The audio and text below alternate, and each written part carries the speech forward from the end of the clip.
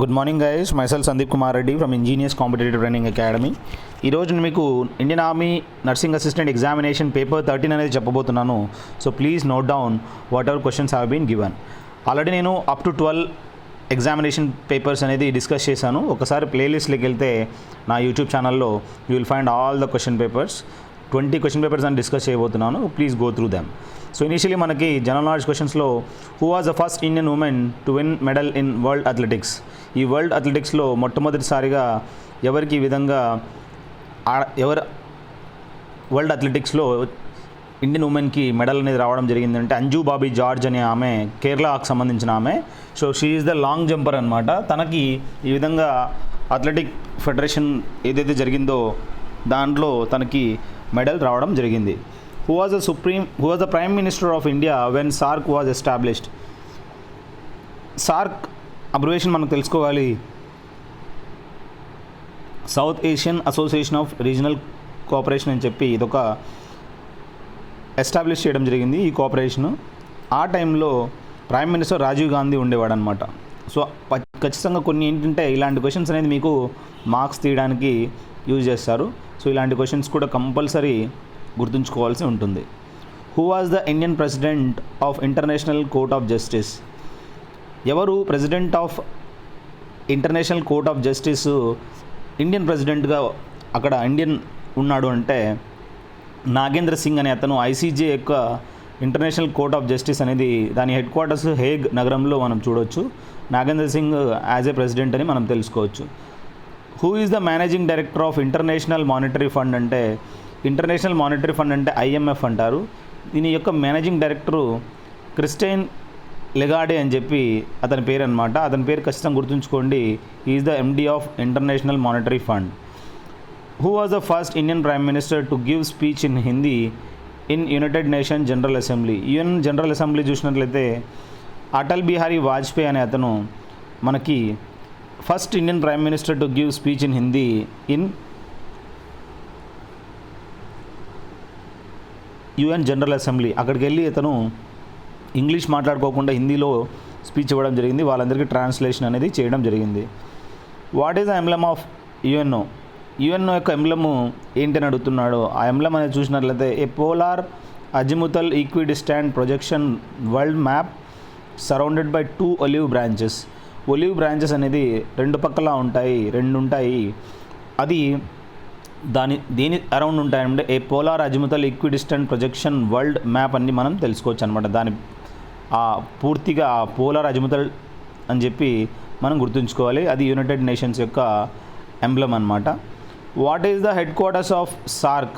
SAARC మనం already discuss చేసాం. SAARC అంటే south Asian association regional cooperation అని. వాడి యొక్క హెడ్ క్వార్టర్స్ అనేది కాఠ్మండూలో ఉంది. నేపాల్ యొక్క రాజధాని కాఠ్మండు అనమాట. విక్రమ్ సారాభాయ్ స్పేస్ సెంటర్ అనేది ఏ స్టేట్లో ఉందంటే కేరళలో విక్రమ్ సారాభాయ్ స్పేస్ సెంటర్ అనేది ఉందని మనం తెలుసుకోవచ్చు. Where is the headquarters of world trade organisation అంటే ఈ WTO అంటే వరల్డ్ ట్రేడ్ ఆర్గనైజేషన్ అంటారు. వాటి యొక్క హెడ్ క్వార్టర్స్ అనేది జెనీవాలో ఉంది. యునైటెడ్ నేషన్స్ డే సెలబ్రేటెడ్ అంటే యుఎన్ఓ డే అనేది 24th అక్టోబరు 1945 అనేది ఇది సెలబ్రేట్ చేసుకోవడం ఇనీషియలీ స్టార్టప్ చేశారనమాట. ఎస్టాబ్లిష్ చేసింది. సో 24th అక్టోబర్ సెలబ్రేట్ చేసుకుంటారనమాట. నెక్స్ట్ ఏంటంటే the seat of intelligence is situated in the. Intelligence అనేది మన బ్రెయిన్లో ఎక్కడ మెయిన్ ఇంపార్టెంట్ రోల్ అంటే సెరిబెల్లం. మనకు తెలుసు సెరిబెల్లం ఎడిల్ అబ్లాంగేటా అని థింకింగ్ బ్యాలెన్సింగ్ అని చెప్పి డిఫరెంట్ ఉన్నాయన్నమాట. ఇక్కడ ఇంటెలిజెన్స్ సంబంధించి అయితే సెరిబెల్లం అని చెప్పి మనం తెలుసుకోవచ్చు.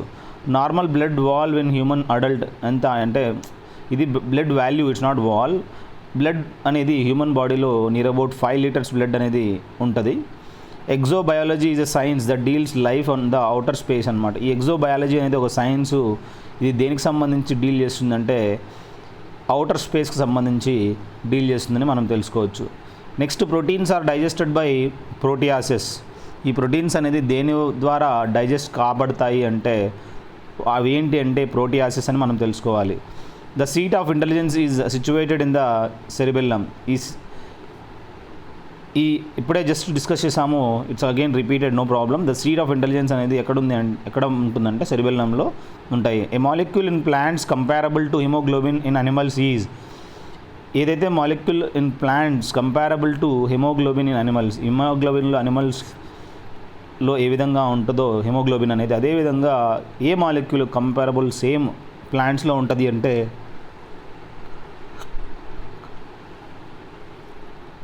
క్లోరోఫిల్ అనమాట.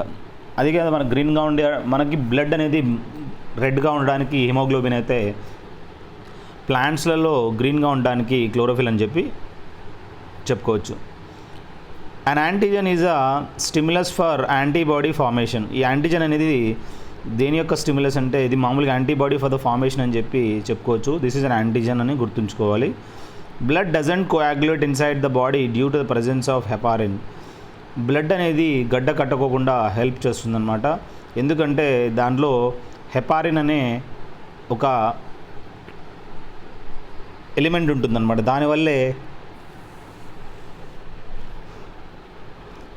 బ్లడ్ గడ్డ కట్టుకోకుండా హోల్ ఓవర్ ద బాడీ అనేది ట్రాన్స్ఫర్ అవుతుందన్నమాట. లేదంటే అది బ్లడ్ గడ్డ కట్టి బ్రెయిన్కి బెడ్ పోక ఆటోమేటిక్గా చనిపోతాడనమాట. Leech is an ectoparasite on cattle which is herbivorous అనమాట. లీచ్ అనేది ఒక ఎక్టోపారాజైటు ఈ క్యాటిల్లో, గొర్రెలు కానీ ఆవులు కానీ వీటిలో లీచ్ అనేది ఒక ఎక్టోపారాజైట్, అది హెర్బివోరస్గా మనం తెలుసుకోవచ్చు అనమాట. అంటే మాంసం తిన్నదు, ఇట్ ఈస్ లైక్ బ్లడ్ అనేది సక్ చేయకోకుండా ఇది ఓన్లీ ప్లాంట్స్ మీద ఆధారపడి ఉంటుందన్నమాట.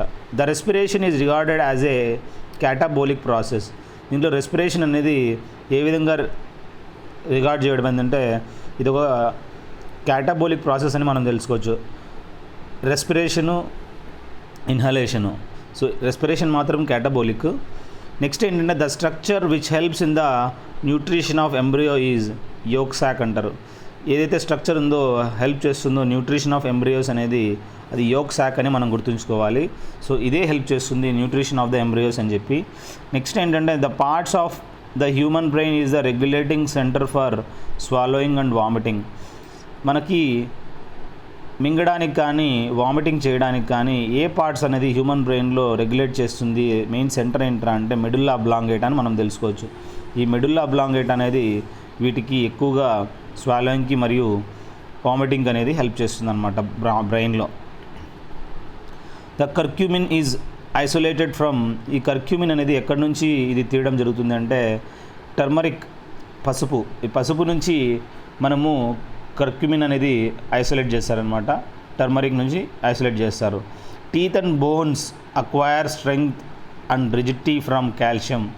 మన టీత్ కానీ బోన్స్ కానీ వాటికి స్ట్రెంగ్త్ మరియు రిజిడిటీ అనేది ఎలా వస్తుంది అంటే కాల్షియం కన్జంప్షన్ వల్ల, ఎక్కువగా కాల్షియం తీసుకోవడం వల్ల అలాంటి స్ట్రెంగ్త్ అనేది రావడం జరుగుతుందన్నమాట. Tendons and ligaments are connective tissues. దీంట్లో టెండన్స్ కానీ లిగమెంట్స్ కానీ ఇవన్నీ ఇలాంటివి అంటే they are all connective tissues అని గుర్తుంచుకోండి. నెక్స్ట్ మనం చూసినట్లయితే in electroplating of gold the electrolyte used is. ఈ ఎలక్ట్రోప్లేటింగ్ అనేది మనం చేస్తాం కదా గోల్డ్కి. సో దాని ఎలక్ట్రోలైట్ ఏం యూజ్ చేస్తారంటే దాని పేరు ఏంటంటే గోల్డ్ సల్ఫేట్ అని చెప్పి చెప్పుకోవచ్చు అనమాట. గోల్డ్ సల్ఫేట్ అనేది దాంట్లో యూజ్ చేయడం జరుగుతుంది. The pollutant from motor car exhaust that causes mental disease is led అనమాట. ఏ పొల్యూటెంటు ఈ విధంగా మోటార్ కార్ నుంచి ఎగ్జాస్ట్ నుంచి అంటే ఆ సైలెన్సర్ నుంచి వచ్చే ఎగ్జాస్ట్ నుంచి రావడం జరుగుతుందంటే అది లెడ్ అని చెప్పుకోవచ్చు. ఈ లెడ్డే మనిషిలోకి పీల్చుకున్న తర్వాత ప్రాబ్లమ్స్ అనేది స్టార్ట్ అవుతాయి అన్నమాట. Iodine can be separated from the mixture of iodine and potassium chloride. ఈ అయోడిన్ అనేది ఏ విధంగా సపరేట్ చేయొచ్చు అంటే ఈ అయోడిన్ మరియు పొటాషియం క్లోరైడ్ యొక్క మిశ్రమంలో అది మనము బై సబ్లిమేషన్ ప్రాసెస్ ద్వారానే, ఆ సబ్లిమేషన్ ప్రాసెస్ ద్వారానే మనం ఇది సెపరేట్ చేయగలుగుతాం. The metal which is non toxic in nature ఏంట్రా అంటే గోల్డ్ అనేది నాన్ టాక్సిక్ ఇన్ నేచర్ అని చెప్పి చెప్పుకోవచ్చు అనమాట. అదేవిధంగా a powerful eye irritant present in smog is అన్నాడు. స్మాగ్ అంటే మనకు తెలుసు ఫాగ్ మరియు స్మోక్ యొక్క మిశ్రమమే స్మాగ్ అనమాట. ఇది ఒక పవర్ఫుల్ ఐ రిటెంట్ అనమాట. ఈ స్మాగ్లో ఏముంటుంది అంటే దాంట్లో పెరాక్సీ అసిటైల్ నైట్రేట్ అని మనం తెలుసుకోవచ్చు. ఈ పెరాక్సీ అసిటైల్ నైట్రేట్ అనేది ఉంటుంది ఈ స్మాగ్లో అని చెప్పి తెలుసుకోవాలి. The most reactive among the halogens is అంటే ఫ్లోరిన్ అనమాట. ఈ ఫ్లోరిన్ అనేది మోస్ట్ రియాక్టివ్ అమాంగ్ ద హాలోజన్గా మనం గుర్తుంచుకోవాలి. నెక్స్ట్ ఏంటంటే which is use in the manufacture of fertilisers అంటే పొటాషియం అనేది యూజ్ చేస్తారు మ్యానుఫ్యాక్చర్ ఆఫ్ ఫర్టిలైజర్స్ అనమాట. నెక్స్ట్ ఏంటంటే పొటాషియం పర్మాంగనేట్ అనేది is used as a disinfectant. ఇది ఒక డిస్ఇన్ఫెక్టెంట్గా ఈ పొటాషియం పర్మాంగనేట్ అనేది యూజ్ చేస్తారనమాట. The element used for making solar cells is silicon.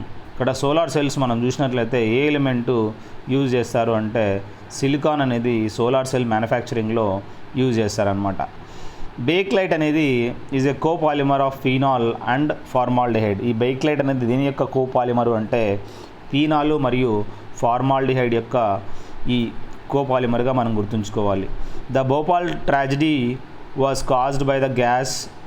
ఈ భోపాల్ ట్రాజడీ అనేది ఒకటి జరిగింది కదా, ఏ గ్యాస్ లీక్ కావడం వల్ల ఆ విధంగా చాలామంది చనిపోయారు అంటే మీథైల్ ఐసోసైనేట్ అనే ఈ గ్యాస్ రిలీజ్ సైనేట్ గుర్తుపెట్టుకొని, సైనైడ్ కాదు, సైనేట్ అనే గ్యాస్ వల్ల అందరూ చనిపోవడం జరిగిందనమాట. The chief source of naphthalene is coal tar. ఈ నాఫ్థలిన్ అనేది ఎక్కడి నుంచి మనము మ్యానుఫ్యాక్చర్ చేస్తాం, ప్రొడ్యూస్ చేస్తాము అంటే కోల్ తార్ నుంచి చేస్తారనమాట. 1 క్యారెట్ ఆఫ్ డైమండ్ ఎంతకు సమానం అంటే 200 mgకి 1 క్యారెట్ ఆఫ్ డైమండ్ అనేది ఈక్వలెంట్ అనమాట. Iron is extracted from. ఈ ఐరన్ అనేది ఏ ఓర్ నుంచి డివైడ్ చేయడం జరుగుతుందంటే హెమటైట్ నుంచి డివైడ్ చేయడం జరుగుతుంది. The most common cause of pollution of air is అంటే సల్ఫర్ డయాక్సైడ్. ఈ సల్ఫర్ డయాక్సైడ్ అనేది మోస్ట్ కామన్ కాజ్ అని మనం తెలుసుకోవచ్చు అనమాట. ఇది మెయిన్ రీజన్ అనమాట పొల్యూషన్ ఆఫ్ ద ఎయిర్కి. నెక్స్ట్ మనం చూసినట్లయితే circumference of a circle is 352 meters, then its area in square metres అని అడిగాడు. సో ఇక్కడ సర్కంఫరెన్స్ ఆఫ్ ఎ సర్కిల్ అనేది 352 మీటర్లు అంట. So 2πr is equal to 352 అయితే సో ఏరియా πr² కనుక్కోవాలి. మనం ఈ విధంగా చేస్తే r అనేది 56 రావడం జరుగుతుంది కంపేర్ చేసినప్పుడు. అప్పుడు πr² వాల్యూలో పెడితే ఈజీగా మనకి 9856 అనేది రావడం జరుగుతుంది. You can directly go through that. A father is 3 times as old as his son. Father అనేవాడు 3 రెట్లు ఎక్కువ అనమాట సన్ కన్నా. 12 సంవత్సరాల తర్వాత వాళ్ళది 1:2 అయిపోతుంది. అంటే ఫాదర్ 2 అయిపోతాడు, సన్ 1 ఉంటాడు. ఇక్కడ డిఫరెన్స్ అనేది లెఫ్ట్ సైడ్లో చూసినట్లయితే ఈ డిఫరెన్స్ అనేది 3కి 1కి 2 అయితే కింద 2కి 1కి 1 అనమాట. సో వాటిని కంపారిజన్ ఈక్వలైజ్ ఎందుకు చేయాలంటే ఈ విధంగా కింద ఇంటూ 1ని పైన ఇంటూ 1తో చేసి రేషియో పైన 2ని కిందతోటి చేస్తే 3:1 న్యూ రేషియో అనేది రావడం జరుగుతుంది. మళ్ళీ 4:2, 2 2s are 4, 2 1s are 2.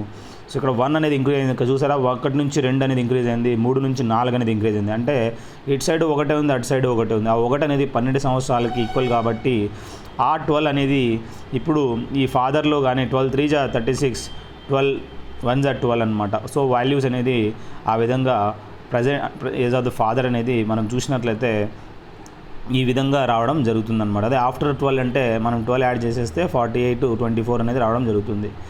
The point equi distance from the 3 sides of the triangle. Sides నుంచి ఏది ఈక్వి డిస్టెన్స్ ఉంటుంది అంటే ఆ పాయింట్ ఏంటి అంటే ఇన్ సెంటర్ అంటారు. In centre is formed by the sides నుంచి ఫామ్ అవుతుంది. అదే మనము సర్కమ్ సెంటర్ అంటే ఇప్పుడు మనము వర్టిసెస్ నుంచి చూసినట్లయితే సర్కమ్ పర్పెండిక్యులర్స్ నుంచి ఫామ్ అవుతుంది అనమాట. సో పర్పెండిక్యులర్ నుంచి ఫామ్ అయ్యేది సర్కమ్ సెంటర్ అనమాట. అప్పుడు వర్టిసెస్ అనేది ఈక్వల్గా ఉంటుంది అనమాట. నెక్స్ట్ ఏంటంటే ఈ డిస్కౌంట్ సిరీస్ 10%, 20%, 40% అనేది ఇవ్వడం జరిగింది. 10%ని 1/10 రాసుకుంటే 10 కాస్త 9 అయిపోయింది.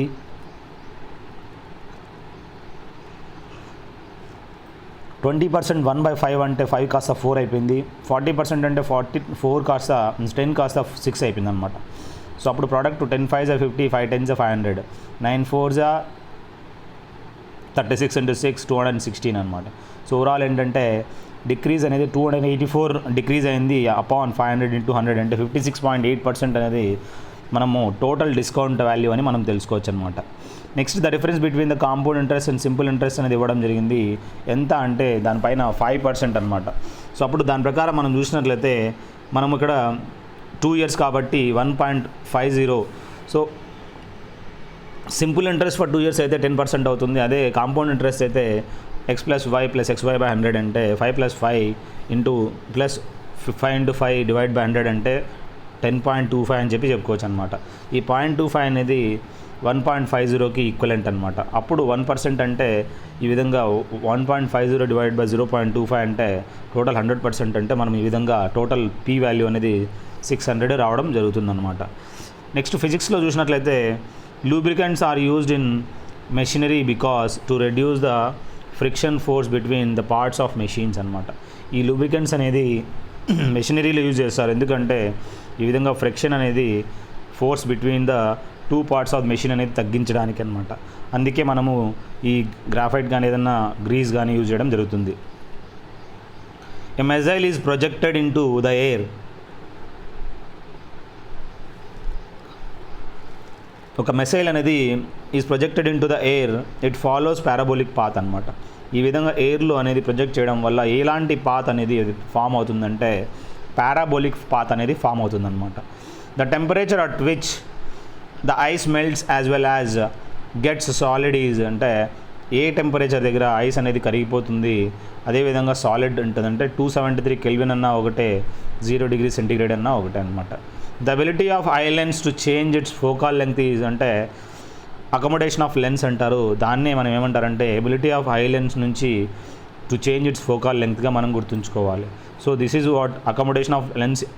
ఈ డెఫినేషన్ ఏంటంటే it is the ability of eye lens to change its to focal length అని మనం తెలుసుకోవచ్చు అనమాట. కరెక్ట్గా అడ్జస్ట్ చేసుకోవడాన్ని అబిలిటీనే అకమడేషన్ అంటారు. మినిమం డిస్టెన్స్ ఎంత ఉండాలంటే 25 సెంటీమీటర్స్ అనేది మినిమం డిస్టెన్స్ అనేది అకమడేషన్ ఆఫ్ అని ఐ అని చెప్పి చెప్పుకోవచ్చు అనమాట.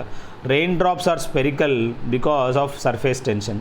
ఈ రెయిన్ డ్రాప్స్ అనేది స్పెరికల్ షేప్లు ఎందుకు ఉంటాయంటే సర్ఫేస్ టెన్షన్ వల్లే ఇవి స్పెరికల్లో ఉంటాయి అని చెప్పుకోవచ్చు.